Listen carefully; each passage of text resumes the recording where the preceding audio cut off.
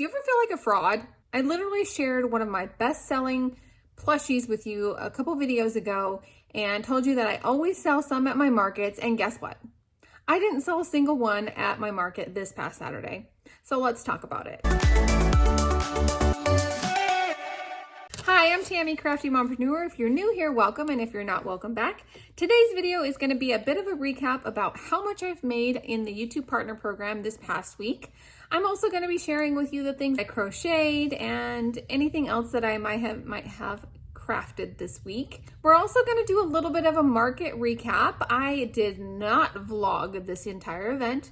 I had good intentions and I was going to, and then time got away from me and I totally forgot. So I'm still learning, and hopefully the next market I do, I will actually vlog it, and it will be a fun video for the first part of November because my market is on the 26th. I'll share with you how our market went, what were some of the things that sold, what things that I thought would sell that didn't, then give you a little bit of my thoughts on markets and some tips for Tip Tuesday. That's going to be what we cover in today's video, so let's get right to it. Now, normally on Tuesdays, what I've been doing is I've been sharing my journey to monetization. That means that I was on a journey. I started off on August 29th to get my YouTube channel monetized so I could get paid for the videos that I make and, create an additional stream of income. I was able to accomplish that on October 5th. So I was super excited that it happened for me rather quickly. And I'm so grateful for every single one of you who has subscribed, who have watched my videos, commented on my videos. I am super, super grateful. I can't thank you enough because I wouldn't be here making these videos if it wasn't for you guys. So first of all, thank you so much. I'm still going to come out with videos on Tuesdays. They just won't be the analytics of it unless it's the first Tuesday of the month. I think I mentioned that last week, but I am still going to talk about, how much I earned from the partner program the previous week. So let's dive into that. So as you can see on the revenue screen here in the back office of our studio, I pulled up the previous 7 days, and you can see here that on the first day of this pay period, I earned $971. And then I had a day of $11.95, $11.44, $13.20, $12.90, and $9.86. So that is from the 8th through the 13th for an estimated revenue of $69.04 for the previous week. So I don't know when I'll actually get this money in my account. So what I'm showing you right now is just the estimated revenue that is showing up in my YouTube studio. And again, it could be different, in the final thing, I don't know. But for right now, that's the information that I have. So I'm just super excited that I'm earning anything at all. I know it's not anything I'm gonna retire with right now, but who knows where it'll take me. Because the cool thing about YouTube is that I've seen people share their YouTube journey and they start earning money like on a video that they made months and months ago. It just gets picked up and people start watching it, and you can still earn money. Whereas on other platforms, like once you post something, it goes off into la la land and no one ever really sees it again. So I am so excited to be here on YouTube and to be creating content because I really do love making videos. Now, I will say that they take a while to, film and edit and do all the things, but I love it. And so it doesn't feel like work to me. To be a part of the YouTube Partner Program, there's certain criteria. The first one is you have to have 1,000 subscribers on your YouTube channel, and you also have to have 4,000 watch hours within a 365-day period. Or if you are interested in doing YouTube Shorts, you do need a lot of views, millions of views. I chose the route of doing the long form content and doing the 1,000 subscribers and 4,000 watch hours. And I was able to do that in about 28 days is when I met the criteria. And then it took a little while longer for them to do the verifications. And so in 40 days is when I started making money off of my videos after I made a declaration on August 29th that I was going to set out to monetize my channel, and I was posting very consistently, 2 to 3 videos a week, and then shorts in between. So it was a lot of work, but it was so worth it. And to finally start seeing an income come in, even if it's just $69 for the week, I'm here for it. And I'm excited to see where it goes from here. And it's just exciting. Let's talk a little bit about what I crafted or crocheted this week, because that's what we like to do on Tuesdays, right? The first thing is I was doing last minute market prepping. So I did finish these turtles. That is a Meg Makes crochet pattern. I finished the ones that I had needed to get finished. I also finished one of the hanging plants. I had one more to finish. And then I also wanted to make some tigers for this market because it was being held at a school, church and school, where their mascot is a tiger. And so I did want to make some tigers. And so I ended up making this little guy. And I was planning to make a couple of them, but then he took a little bit longer than I wanted to spend. It took over an hour, close to maybe 2, hour and a half to 2 to make this. Just a lot of parts to it. And so I didn't want to make another one, but I wanted to have a couple little tiger things to have there at the market. And so then I found the cutest little pattern packs from Pogsy Place, I think it is. I'll put it on the screen. I don't remember exactly. And they're just these little cute little critters. They're like little ball-ish little guys. And I've seen a couple of her videos where, you know, she puts them in like mystery boxes and mystery bags. And so I'm thinking about doing a challenge and seeing how many of these I can crochet, like in a day or something like that. So stay tuned for that type of video, if that's something you guys might be interested in. I don't know. But they're just so cute. So I made a couple of these, and then I saw all of her other patterns. They're just super cute. And so then I made like a mouse. That one sold. I made this bear, and then I made a panda, and then I made a peacock. I made some other ones too, but those are just some of the ones that I found that I made.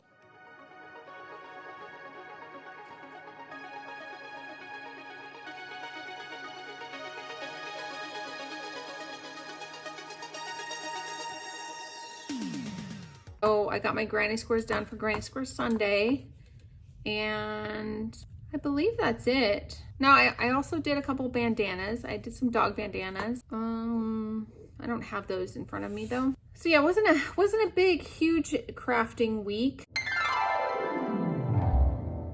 So I had every intention of vlogging this event and making it this fun video for you guys, and you know what? It just didn't happen. Here's the only clip I got.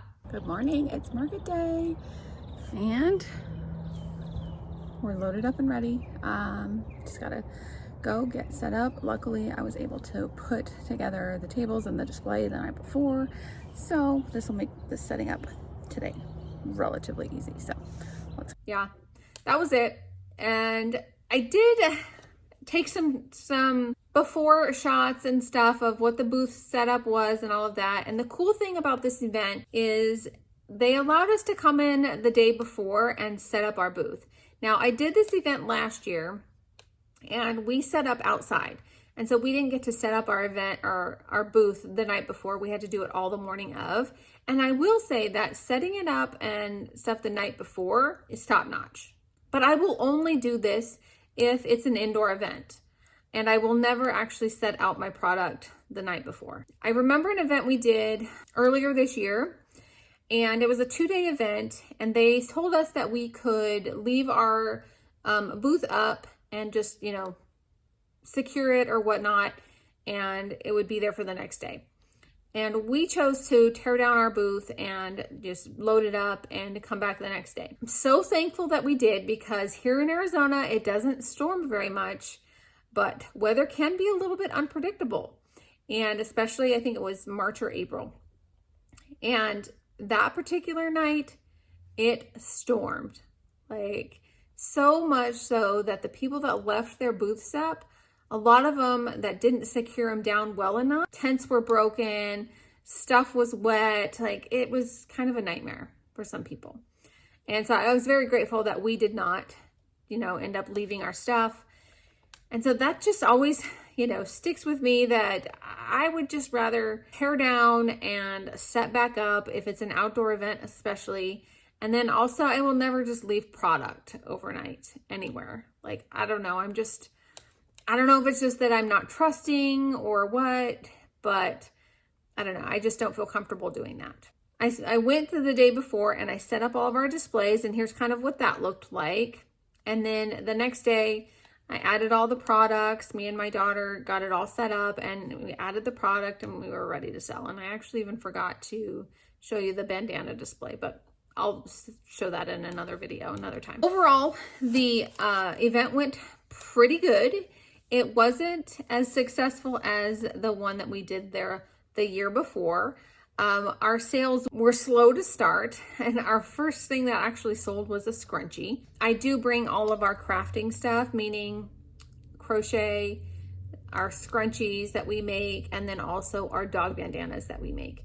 We originally started doing events back in 2019 when we were just making scrunchies, when it was just me and my two daughters, and we were making and selling scrunchies.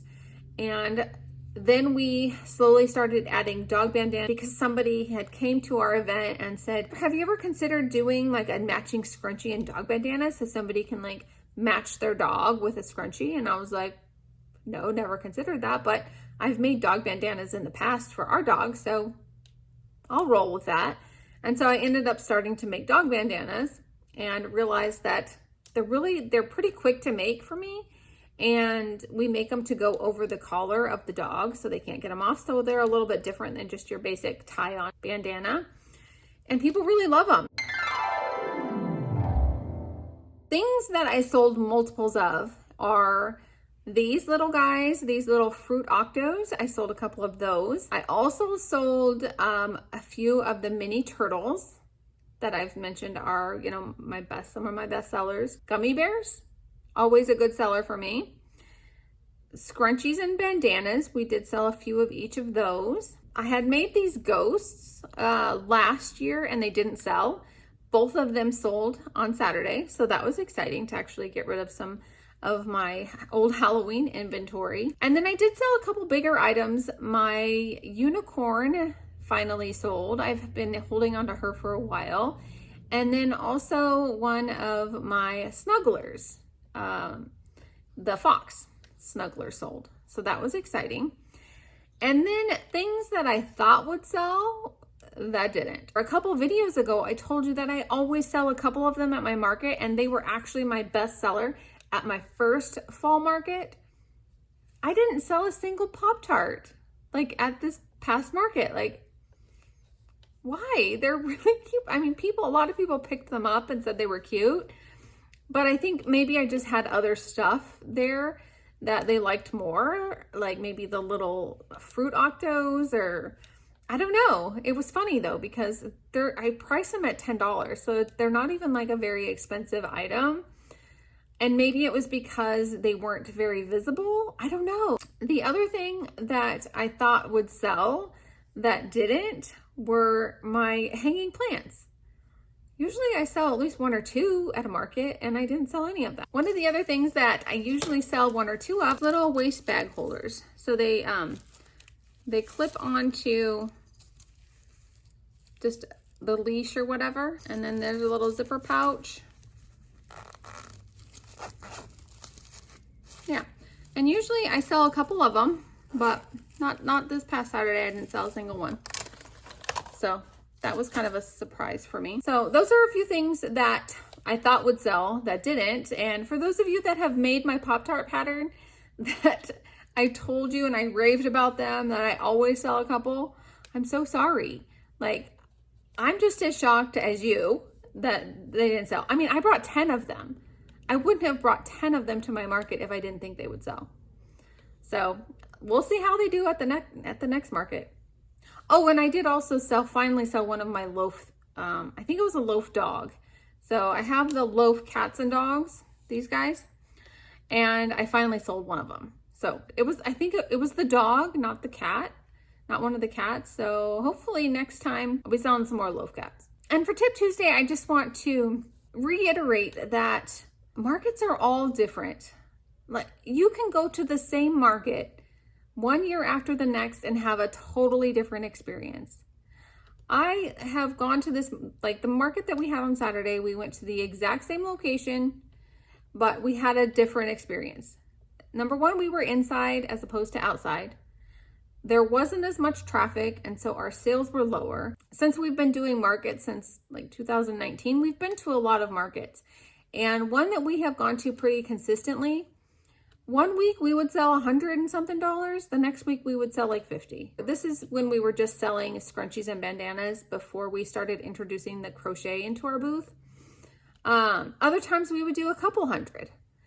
So you just really don't know with markets. And I think you always just have to go into each market that you do with an open mind and know that every market's just going to be different, and there's going to be good ones and bad ones. You got to just focus on the good. Like, the number one goal for me for markets is to make the booth fee back. Like, that's the number one minimum goal that I always want to shoot for when I do a market. And then anything on top of that is always just like gravy. Because I don't do this for a full-time income, the main reason I've even done markets all of these years is to spend more time with my kids. Because, teenagers, one of the last things they probably want to do is be hanging out with mom. Over the last 3 years, when I've been doing markets with my girls, so it'd be a way for them to earn some extra money, to gain some experience talking to people and, handling cash and doing all those sorts of things. And my number one goal was to be able to spend time with them, because time is precious. And, my oldest is already now out off of college, and thankfully she's close enough where she can come and work the markets and hang out for a bit, but now she has jobs and stuff, so she doesn't really need the money. That's pretty much the recap for this Tuesday video. I hope that you enjoyed it. If you did, please give it a thumbs up. And don't forget to subscribe, because on Friday, I'll be sharing a video of me taking on a challenge. That challenge is to see how many of these little crochet moodangs, this is moodang right here, I can get out of one of the giant balls of yarn. So I'm working on that this week, and fingers crossed I can get through this entire ball of yarn in time for Friday's video. So wish me luck on that. Hope you guys have a great rest of your week, and we will see you in the next video. Bye.